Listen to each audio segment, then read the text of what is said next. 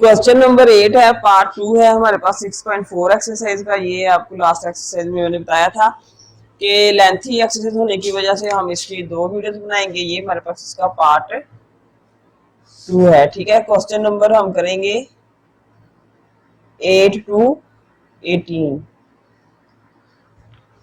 8 है, अगर कहता है कि S2 S3 S5 जो है वो सम है 2 and 3 and 5 and के टर्म्स है एपी की। एपी आपको पता है अर्थमेटिक प्रोग्रेशन। हमने शो करना है कि S5 जो है वो 5 इंटू S3 माइनस S2 के इक्वल है, ठीक है। तो हमने जैसे उसने कहा है कि ये चीजें जो है वो इसका सम है, हमने इसको चेंज कर लेना है 2n के अंदर, ठीक है। जहां जहां n है वहां वहां हमने 2n दर्ज कर देना है, और जहां इसी तरह 3 में इसी तरह 5 में हो जाएगा। फिर हमने इसकी राइट हैंड साइड उठा लेनी है, ये इसकी राइट हैंड साइड है, इसको आप उठा लें। इसके अंदर आप S3 और S2 की वैल्यूज पुट कर दें। S3 क्या है, ये इसकी वैल्यू पुट कर दें। S2 क्या है, ये पुट कर दें। ये पुट करने के बाद इनको आप जब कैलकुलेट करते हैं हम, तो इसमें जो है वो कैलकुलेशन आपने करनी है, कोई गलती के चांस इसमें नहीं होना चाहिए। जब कोई गलती का चांस होता है तो उसी तरह से आपका क्वेश्चन फॉर्मली गलत हो जाता है। अच्छा, अब यहाँ पर आप आ जाइए, हमने कैलकुलेट कर लिया है 5n/2 2a1 plus an minus 3 minus 4n plus 2 D. अब क्या हुआ कि ये और ये आपस में प्लस माइनस हो जाएंगे, और ये 4n है हमारे पास। अच्छा, ठीक है, ठीक है। तो ये भी प्लस माइनस हो जाएंगे, तो ये 5 बच जाएगा। तो ये मेरे पास 5n/2 into 2a1 plus 5n minus 1 into d आ गया है, ठीक है। 5 पहले ही बाहर मौजूद था, इसके लिए आपने ये नहीं करना पता कहां से 5 आ गया। तो ये वाली सीरीज जो है, अब आप देखें कि ये वाली बन गई है S5, बन गई S5। तो ये इक्वल टू S5 लिख देंगे हम। तो हमारी लेफ्ट हैंड साइड जो है वो राइट हैंड साइड दोनों इक्वल हो गई है। तो हमारा थ्योरम जो है, जो भी क्वेश्चन था वो प्रूव हो गया है, ठीक है। ओके, क्वेश्चन नंबर 9 है हमारे पास। obtain the sum of all integers in the first 1000। पहले 1000 मतलब 1 से लेकर 1000 इंटीजर्स हैं, उसमें आपने वो वाले इंटीजर निकालने हैं जो ना 5 पर डिवाइड होते हैं ना 2 पर डिवाइड होते हैं, ठीक है। वो वाले इंटीजर्स निकालेंगे जो ना 5 पर डिवाइड होते हैं और ना 2 पर डिवाइड होते हैं। तो इसमें जो है वो हमारे पास हमने वो जो है वो सम के लिए सीरीज लिख ली है 1 3 7 9 11। देखिए इसमें से कोई भी जो है वो 5 पर ना 2 पर तकसीम होता है, ठीक है। तो ये तकरीबन 400 टर्म्स बनती हैं, 400 टर्म्स बनती हैं ये, और इसलिए हमने इसकी 4-4 की ग्रुपिंग कर ली है ताकि ये 100 टर्म्स बन जाए, ठीक है। 4-4 की ग्रुपिंग कर ली है, 100 टर्म्स बन गई है। और हमने इसको क्या है वो, अगर आप ये सोच रहे हैं कि ये पता नहीं कैसे और ये पता नहीं कैसे और ये पता नहीं कैसे, तो आपका मेरे ख्याल माशाल्लाह ज़हीन लोग होंगे। जब आप 1000 से पीछे जाएंगे, थोड़ा सा पीछे देखेंगे, तो आपको पता चल जाएगा कि वहां जो 91 वाली लाइन के अंदर जो 5 वाले वो निकाल देंगे, 2 वाले भी निकाल देंगे। आप इसमें 80 वाली लाइन के अंदर भी जा सकते हैं, ठीक है। तो ये आपने 4-4 की ग्रुपिंग कर ली है। ग्रुपिंग करने के बाद आपने इन चारों को ऐड कर लिया और एक सीरीज आपकी 100 टर्म्स की बन गई है, ठीक है। सम जो है वो 4-4 का सम हमने इकट्ठा कर लिया है, तो इसलिए ये सम जो 400 से 100 के अंदर तब्दील हो गया है। अब इसमें जो पहली टर्म है वो A1, और इसका जो डिफरेंस है वो D हमारे पास आ जाएगा। N जो है वो 100 हो जाएगा, 100 टर्म्स है ना तो 100 हो जाएगा।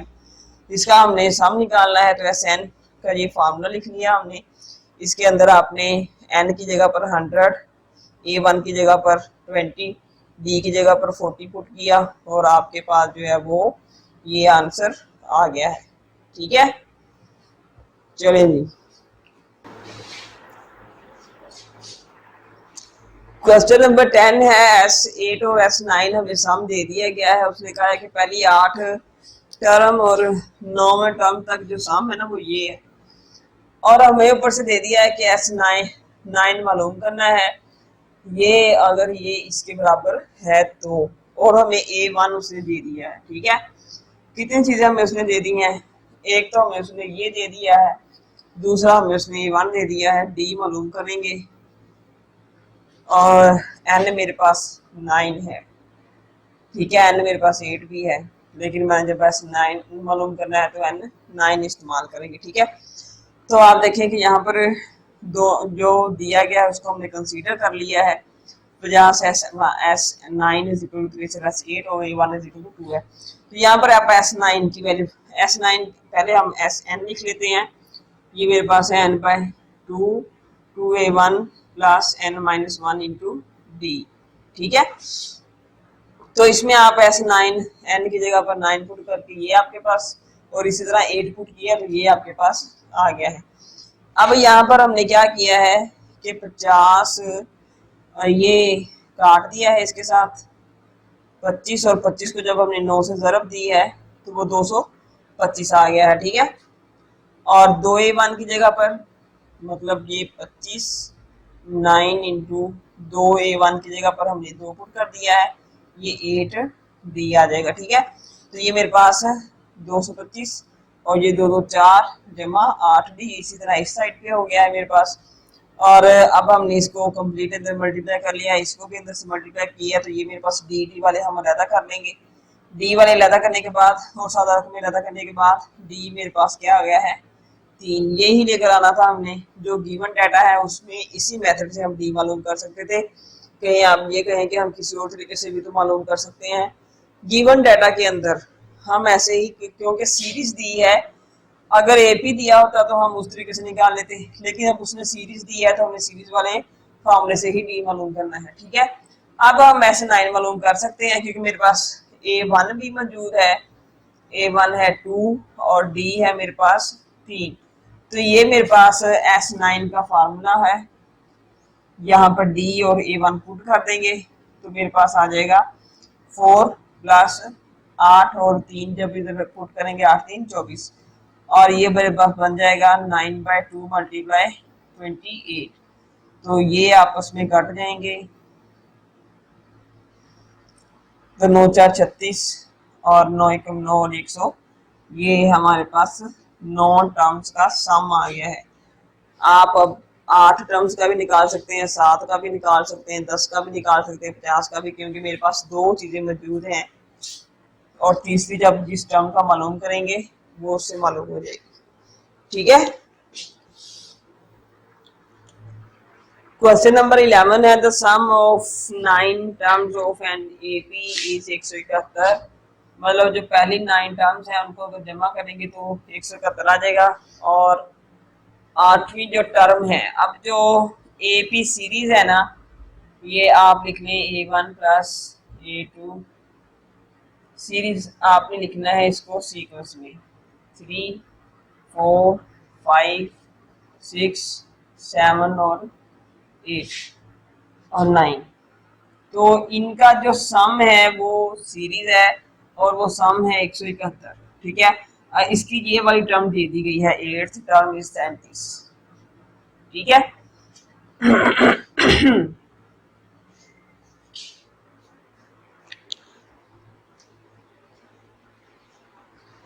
31 है। ठीक है, तो हमने क्या किया, कंसीडर कर लिया जो कुछ हमें दिया गया था, ये 171 दिया गया है हमें, S9 जो है वो 171 है, और S8 जो है A8 जो है वो 31 है। अच्छा जी, ये हमने जो है वो ये चीजें मालूम करनी थी, वो लिख ली हुई है। ठीक है, A8 हमारे पास 31 है, यहाँ से हमने जो है वो दूसरी इक्वेशन बना लेनी है, और इनको सॉल्व करने के बाद हमारे पास D जो है वो 4 आ जाएगा, A1 जो है वो 3 आ जाएगा, और इस तरह से हम जो है वो सीरीज को फाइंड आउट कर लेंगे।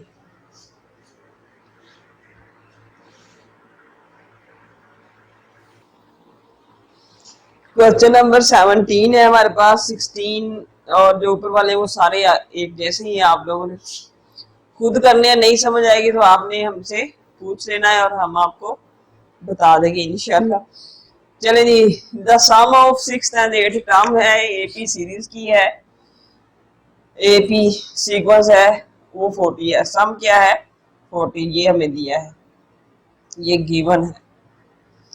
प्रोडक्ट है 4th एंड 7th टर्म का, वो भी गिवन है। ठीक है, ये हमारे पास 4th एंड 7th टर्म का प्रोडक्ट दिया गया है। हमें क्या चाहिए? सीरीज सीक्वेंस मालूम करना है, A1 मालूम करना है और D फाइंड आउट करना है। बस ये दो चीजें मालूम हो जाएंगी तो हम जो है वो सीक्वेंस मालूम कर लेंगे। तो A6 को हमने कन्वर्ट कर लिया है A1 प्लस 5D में, और A8 को भी A1 प्लस 7D में कन्वर्ट करने के बाद हमारे पास जो है वो ये एक इक्वेशन बन गई। सेकंड जो हमें गिवन था कि प्रोडक्ट जो है वो 220 के बराबर है, इसमें भी हमने जो है A1 प्लस 3D और A1 plus 6D equal to 220 में चेंजेस को कर लिया है। तो A1 6D जो है ये ही हमारे पास आ गया, तो ये 20 है। 20 के साथ इसको डिवाइड कर देंगे और ये 11 दूना 22, तो A1 plus 3D equal to 11 आ गया। ये दूसरी इक्वेशन है हमारे पास। इन दोनों को आपने सब्ट्रैक्ट कर देना है, ये माइनस माइनस ये कट गया, 3D बच गया, 9 बच गया, D इज इक्वल टू हमारे पास 3 आ गया। अब D को हम जो है वो 2 में पुट कर दें तो A1 हमारे पास आ जाएगा, A1 प्लस 9 है इक्वल टू 11 बन गया। A1 is equal to 11 minus 9 मतलब 2। ठीक है, तो A2 जो है वो A1 प्लस D के बराबर हो जाएगा। 2 plus 3 is equal to 5। A3 जो है वो A1 प्लस 2D, फिर इसी तरह A4, तो ये मेरे पास 2 5 8 11 अप टू सो ऑन, ये AP आ गई है मेरे पास। ठीक है, क्वेश्चन नंबर 17 जो है वो हमारा सॉल्व हो गया है। क्वेश्चन नंबर हमारे पास 18 है, लास्ट क्वेश्चन है, इसके बाद 6.4 एक्सरसाइज कंप्लीट हो जाएगी हमारी। और उसने कहा है कि अगर ये जो है वो एपी में है तो हमने शो करना है कि ये भी एपी के हिस्सा है। जनाब हम क्या करते हैं, कंसीडर कर लेते हैं हमें जो दिया गया है ए का स्क्वायर बी का स्क्वायर सी का स्क्वायर एपी में है, यकीनन इनका जो डी है बी का स्क्वायर माइनस ए का स्क्वायर और डी जो है वो सी का स्क्वायर माइनस बी का स्क्वायर हमने इक्वल रख दिया है। ये आपने फार्मूला लगा दिया है, ए का स्क्वायर माइनस बी का स्क्वायर वाला ओपन कर दिया। अब हमने ये शो करना है कि ये चीज जो है वो आप एपी में है, तो इसका भी डी निकाल लेंगे हम। ठीक है, इसका डी कैसे है? 1/c जमा ए माइनस 1/b जमा सी। तो जब हमने इसका एलसीएम लिया है c जमा ए और b जमा सी,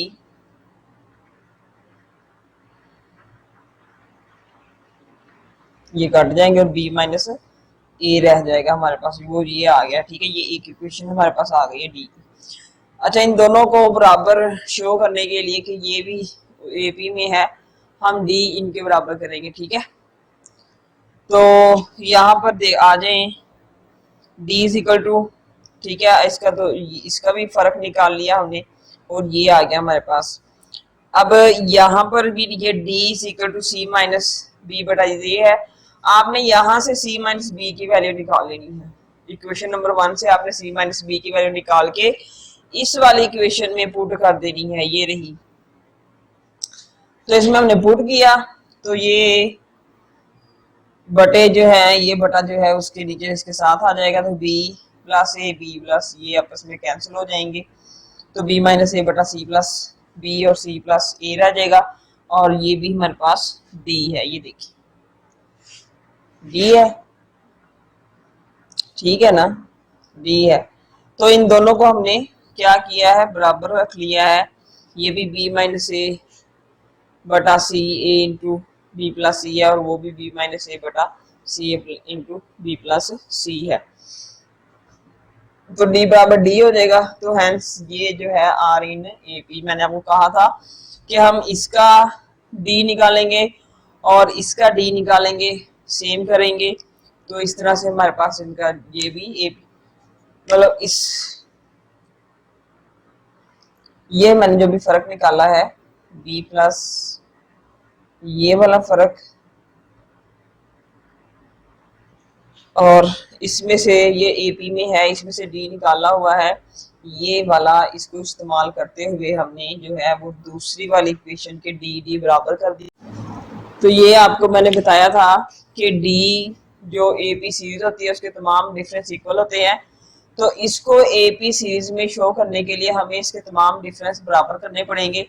तो एक डिफरेंस हमने इसका निकाल कर रख लिया है, दूसरा डिफरेंस बी निकाला है और साबित करेंगे कि ये डिफरेंस जो है वो इस डिफरेंस के बराबर है, जो हमने कैलकुलेट करने के बाद यहाँ से देखें ये वाली एक इक्वेशन हमने दूसरा डिफरेंस निकाला इसका, आप इसको D1 कह लें, इसको D2 कह लें, और D2 में हमने यहाँ से C माइनस बी की वैल्यू निकाल के पुट की है। अब ये मेरे पास देखें ये D2 जो था ये वाला, ये D1 बन गया है। तो इसका मतलब है कि D1 D2 हो गया है, दोनों डिफरेंस बराबर हैं। जब दोनों डिफरेंस बराबर हैं तो इसका मतलब है ये सीरीज एपी के अंदर मौजूद है। तो एक्सरसाइज 6.4 के साथ हमारी क्वेश्चन नंबर 8 के साथ खत्म हो गई है। नेक्स्ट हम जो है वो 6.5 करेंगे, और उससे नहीं 6.5 नहीं करेंगे क्योंकि उसमें जो है वो स्टेटमेंट वाले क्वेश्चन है, एग्जाम में नहीं आते।